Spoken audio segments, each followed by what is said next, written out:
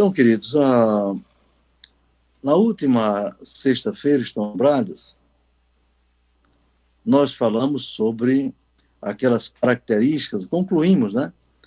Aquela mensagem sobre as características dos homens maus, homens, não é? Homens com qualidades ímpias, perversas. Vimos 19 qualidades dos homens maus que caracterizam os séculos 21, digamos assim, esse tempo trabalhoso, onde o apóstolo Paulo falou sobre aquelas qualidades todas, na verdade. Então, irmãos queridos, na sequência aqui, eu acho interessante voltar a ler com vocês o 2 Timóteo, capítulo 3, versículo 10. 10 em diante, que diz assim: Tu, porém, tens seguido a minha doutrina, modo de viver, intenção, fé, longanimidade, caridade, paciência, perseguições e aflições tais quais me aconteceram em Antioquia, em Listra. Quantas perseguições sofri, e o Senhor de todas me livrou. E também todos que piamente querem viver em Cristo Jesus padecerão perseguições. Mas os homens maus e enganadores irão de mal a pior, enganando e sendo enganados. Então, meus irmãos, essa é a palavra na qual eu espero meditar com vocês neste culto de doutrina, não é? Então, depois de falar dos homens maus, homens ímpios, homens cruéis, mais amantes do deleite do que amantes de Deus, mais amigos, não é? Homens hipócritas que têm aparência de piedade, mas na prática não é nada disso. Aí ele se volta para o discípulo em sua carta, Timóteo, e diz: Tu, porém, tens seguido minha doutrina. Eu pergunto a vocês, qual era a doutrina do apóstolo São Paulo, né? Pois ele diz aqui: Tu, porém, tens seguido a minha doutrina. Ele mostrou que o Timóteo, não é, tinha qualidades completamente diferentes daqueles homens maus, daqueles homens ímpios, que caracterizam os últimos tempos, não é? Caracterizam os últimos tempos. Então ele diz: Tu tens seguido a minha doutrina. Que doutrina é essa, não é, irmão? Certamente não podemos dizer. Paulo queria aqui ser egoísta ou se exibir, dizendo que tinha uma doutrina própria dele. Mas ele era um cristão, era um seguidor de Cristo, né? Que podemos considerar o maior ensinador da igreja primitiva, maior pregador, maior evangelista. Tanto que dos 27 livros do Novo Testamento, ele escreveu 13, quase metade, meus irmãos. É muito sério isto, a qualidade, né? As características que o apóstolo Paulo tinha. Interessante é a humildade dele, quando ele diz assim, que Jesus apareceu a ele o menor dos apóstolos. E eu, o menor dos apóstolos. Ele era tão grande em termos de conhecimento bíblico, teológico, homem preparado por Deus mesmo no judaísmo, né? Na sua incredulidade, ignorância acerca de Cristo, como que falava hebraico, grego, latim e aramaico. Homem educado aos pés de Gamaliel, um dos maiores ensinadores do seu tempo, né? Da lei de Moisés. Fariseu, que era considerado uma seita a mais radical, não é verdade? Então esse homem, na sua humildade, né? quando ele diz, seguindo a minha doutrina, quer dizer, a doutrina que eu tenho ensinado, a doutrina dos apóstolos. Né? É, a doutrina dos apóstolos, e ele era um dos quais. A doutrina dos apóstolos nada mais era do que a doutrina de Cristo, emanada, extraída da fonte primária, que eram os evangelhos. O evangelho de Cristo, não é? Quando a gente diz os evangelhos, é porque o Novo Testamento tem 4 livros, não é? Que se referem a Jesus, a sua vida, a sua maneira de ser, suas pregações, seus milagres, seus sermões, etc. Seu nascimento, sua vida, ministério e morte e ressurreição. Então, nós temos 4 evangelhos. Mateus, Marcos, Lucas e João, não é verdade?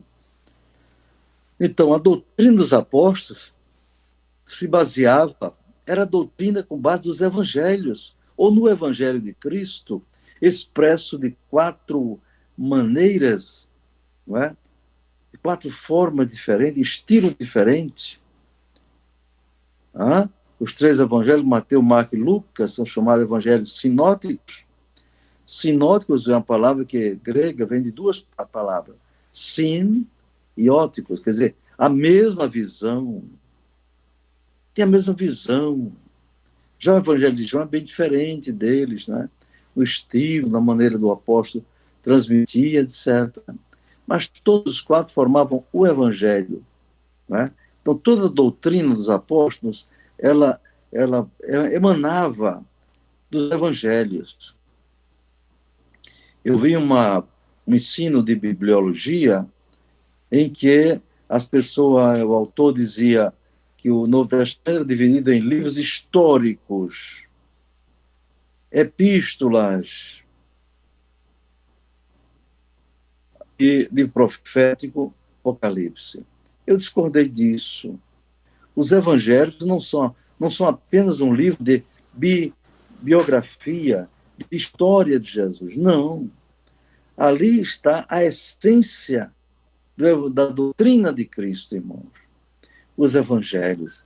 Então, eu divido o Novo Testamento em evangelhos, aí sim, livro histórico, o Atos dos Apóstolos, as epístolas ou livros doutrinários e o Apocalipse.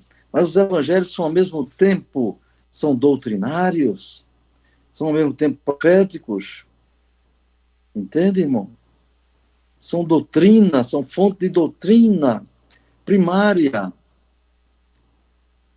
O Evangelho de Cristo, que é tão elevado, tão profundo aquele ensino, que só o Sermão da Montanha, nos capítulos 5, 6 e 7, nenhum crente chegou lá ainda, em sua plenitude. Nenhum crente. Eu desafio você a mostrar um crente, um pastor, um obreiro, um homem de oração, missionário, pregador, que chegou a cumprir o Sermão da Montanha na sua integralidade. Eu desafio. Mande para mim no meu WhatsApp, pastor, eu conheço o pastor fulano tal, que cumpre todo o ensino de Jesus no Sermão do Monte. Eu vou lhe provar que que você não pode provar isso, né? Mostre com base na Bíblia. Então, quando Paulo diz, você tem seguido minha doutrina, Timóteo, você tem seguido o meu ensino, aquilo que eu tenho ensinado através das cartas, das epístolas pastorais, não é verdade? Epístolas pessoais, como essa aqui, não é verdade, irmãos? Então, primeira coisa que o apóstolo Timóteo, verdadeiro discípulo,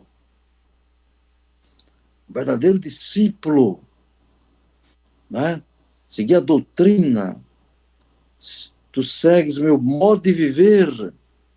Olha que coisa importante, de seguir a doutrina e também seguir o modo de viver. O modo de viver de Paulo servia de referência, servia de parâmetro, assim imitado pelo discípulo Timóteo e por todos aqueles a que ele dirigia suas cartas. E qual era a autoridade que Paulo tinha? porque o seu modo de viver condizia com aquilo que ele ensinava, com aquilo que ele pregava. Não é verdade? Jesus disse para os seus discípulos, né, que seguisse o seu exemplo. Assim como eu fiz, fazei vós também. Por quê? Porque Jesus tinha autoridade na pregação. O que ele pregava, ele vivia. E vivia o que pregava. Então, quando Paulo diz, você seguia a minha doutrina, meu modo de viver, muito importante isso. O modo de viver de um crente, irmãos, fala muito alto. É uma pregação fantástica. A maneira de viver, quando o crente vive de acordo com a palavra de Deus, a sua vida é um testemunho, é uma pregação. Tiago 2:12, assim falai e assim procedei. Quer dizer, você prega uma coisa, viva aquilo que prega. Não é fácil, porém, com a graça de Deus, é possível. Então, Paulo fala de meu modo de viver, quer dizer, meu testemunho, minha conduta. Salmo 128 diz o quê? Bem-aventurado aquele, não é? Que teme ao Senhor e anda nos seus caminhos. Temer o Senhor e andar nos seus caminhos. Quer dizer, andar nos caminhos do Senhor, fala de conduta, de prática, de vida. Entende, irmãos? Então, modo de viver. Olha como um discípulo deve seguir o seu mestre, o seu tutor, o seu orientador bíblico, eclesiástico, etc.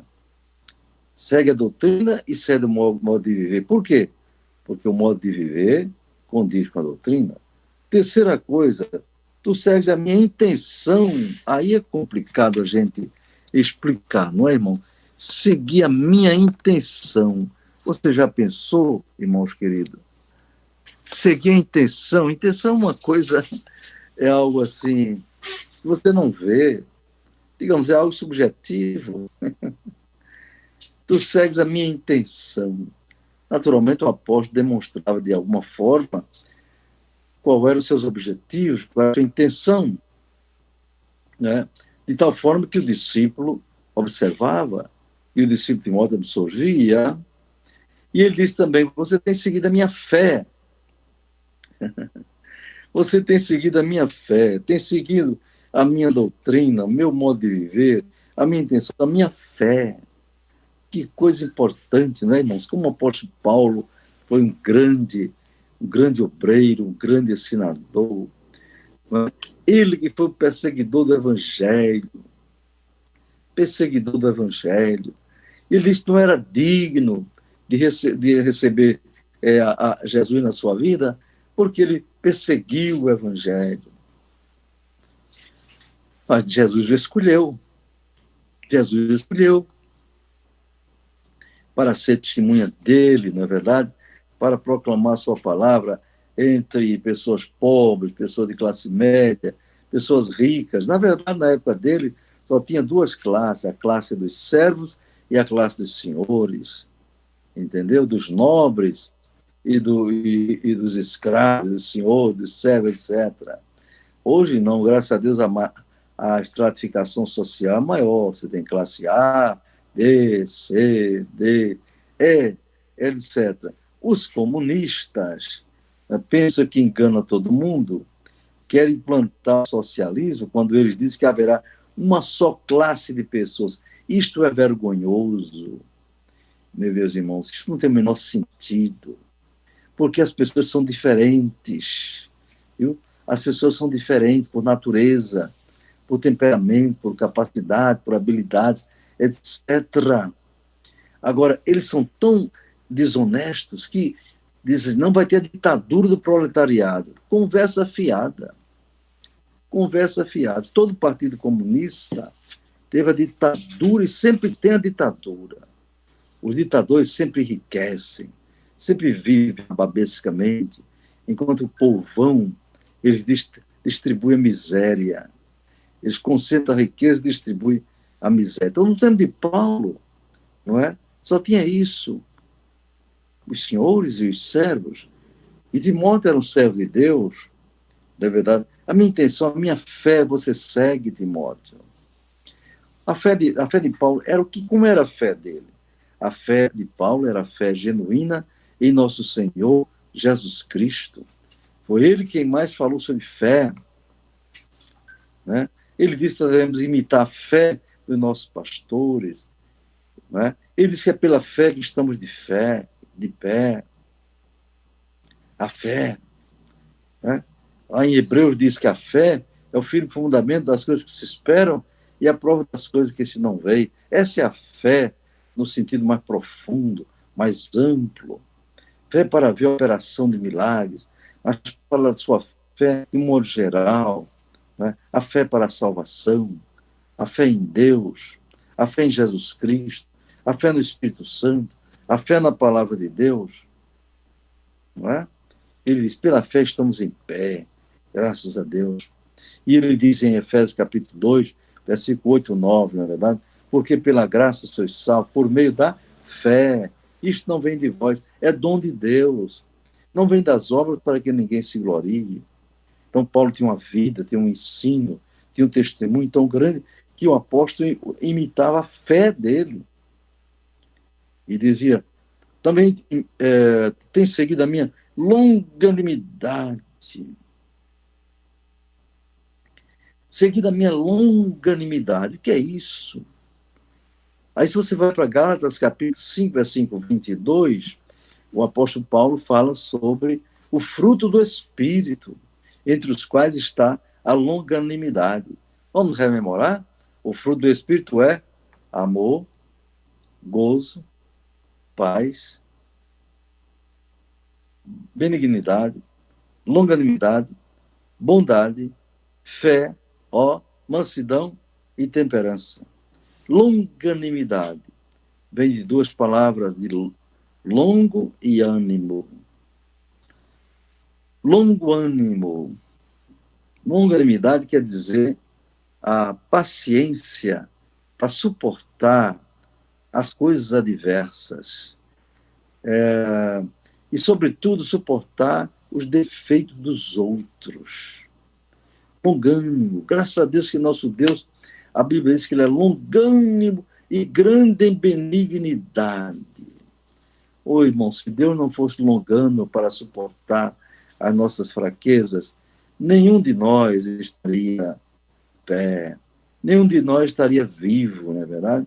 Portanto, é uma qualidade fundamental para um verdadeiro cristão, né? Exemplo de Timóteo, que tenhamos longanimidade, compreensão com as pessoas, sobretudo com as falhas dos outros, os erros dos outros, não é verdade? É isso que Deus quer de nós.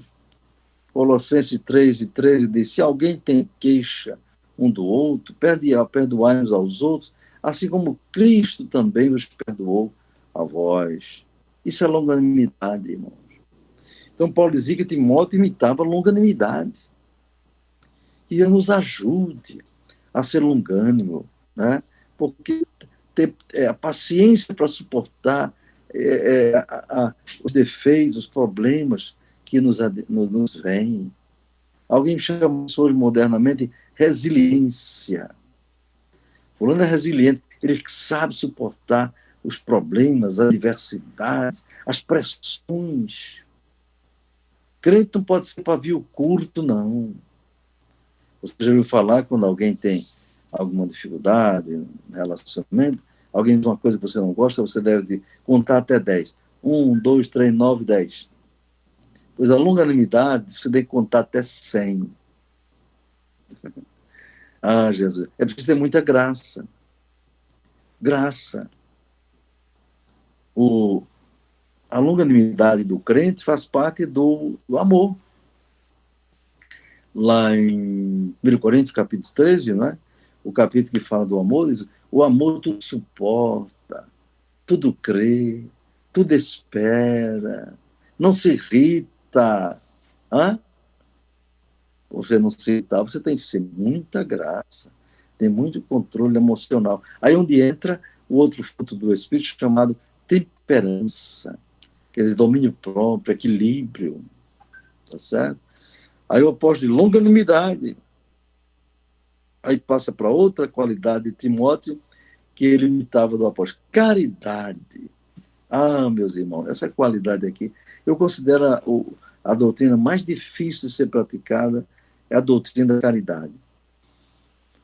Caridade não é só filantropia, dar esmola, dar alguma coisa, dar alimento, dar comida para um doente, etc. Caridade, aqui, é o amor na prática.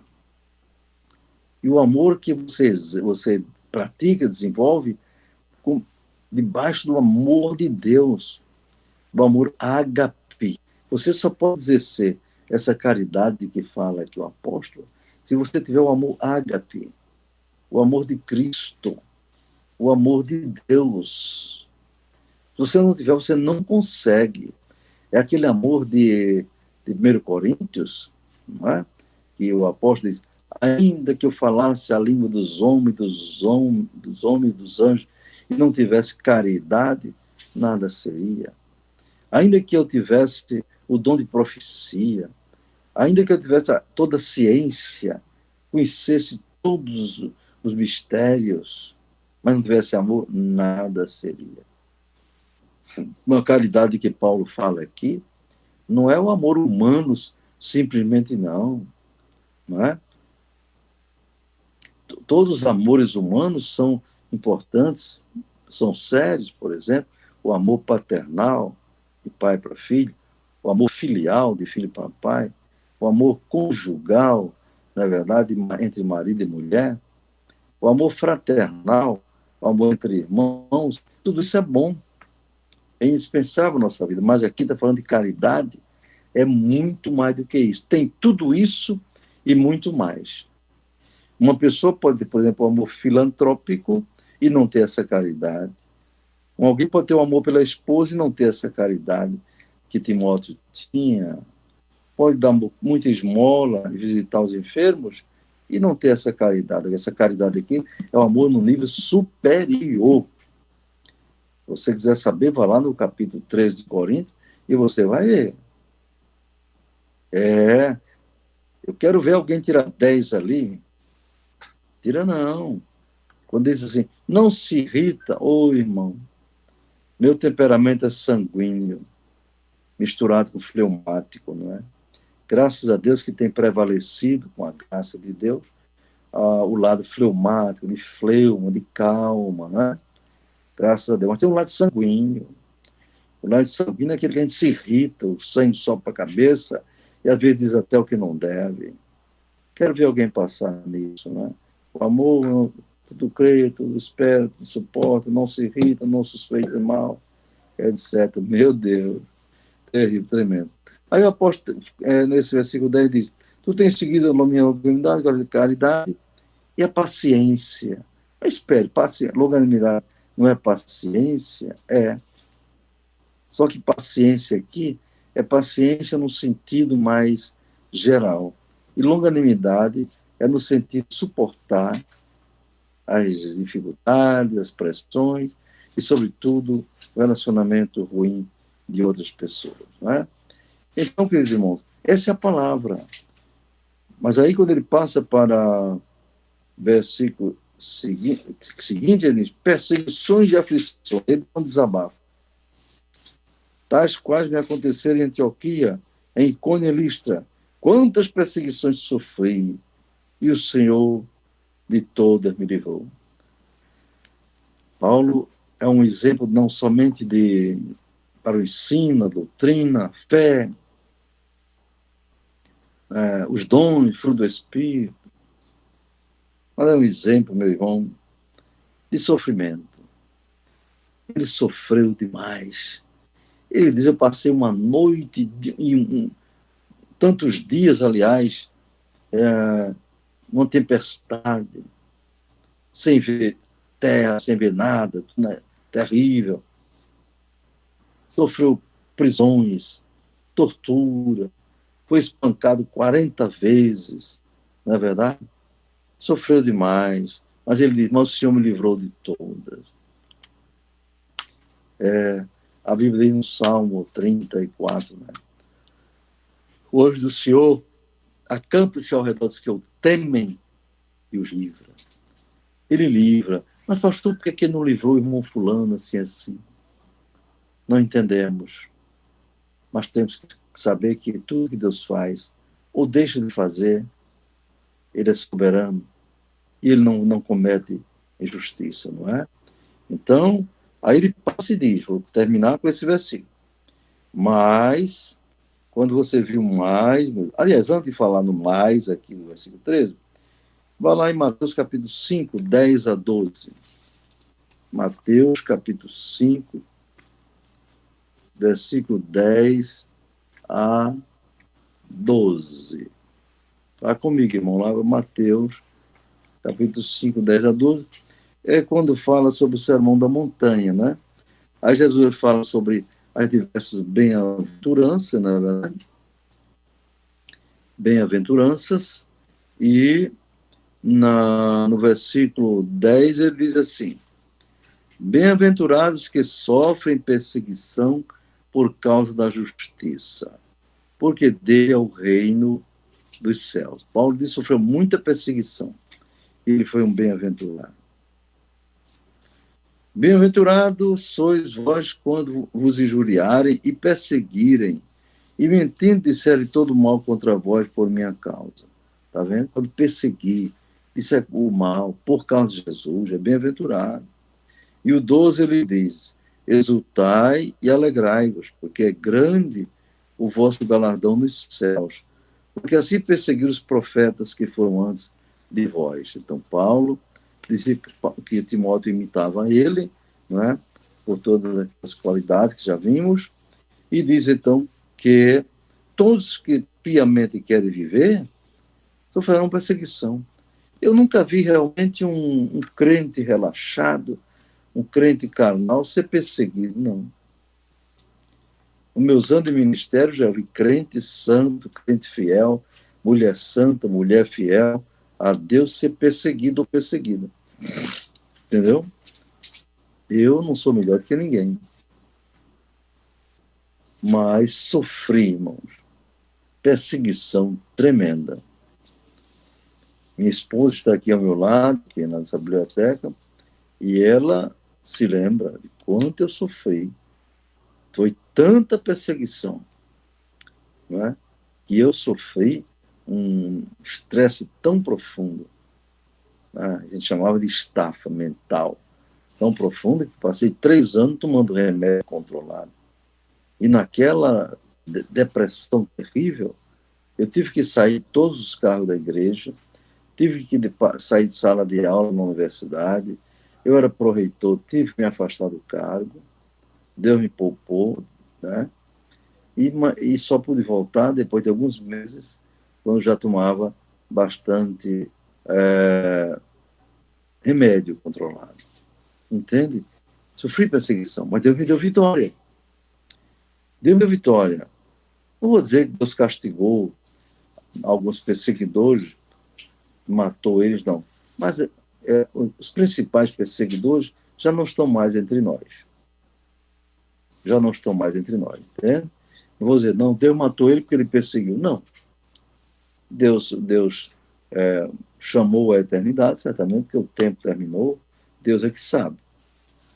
Agora, teve um caso em que eu fui tão perseguido que orei a Deus, se tivesse misericórdia, e Deus disse, e eu quis entregar todos os cargos, quis deixar de igreja onde eu me congregava, e quis ficar só numa congregação e em casa. Aí Deus mandou um profeta, aí era profeta mesmo. Não sabia de nada, não é? Quando eu dei uma carona àquele homem de Deus, Deus usou ele e disse assim: meu servo, não sai do teu lugar. Eu estou vendo o que aqueles homens estão fazendo contigo, eu tenho visto, e vou tomar as providências, e vou cobrar da vida de alguém. Eu disse, meu Deus do céu, pelo amor de Deus, não cobro da vida de ninguém por isso não, senhor. Eu fiquei até assim frustrado, certamente frustrado, porque ali eu já estava tão tranquilo, ia entregar tudo. Aí disse para ele, minha filha, não posso entregar nada. Deus me impediu de entregar. E agora? Ela disse, agora você tem que ficar. Ele pensou, mas de fato, irmão, poucos dias depois, uma pessoa morreu, né? Que não, ele não me perseguia, mas concordou com os perseguidores. Então, Paulo está dizendo, quem quer viver piamente, padecerá perseguições. Terminando de, mas os homens maus e enganadores irão de mal a pior, enganando e sendo enganados. Homens maus e enganadores, né? São homens ruins, ou que estão na igreja, ou fora da igreja. São maus, ímpios, enganadores. Aqui está dizendo que vão de mal a pior. Eles pensam que estão por cima, mas estão por baixo na avaliação de Deus, enganando e sendo enganados. Então, queridos irmãos, Deus abençoe.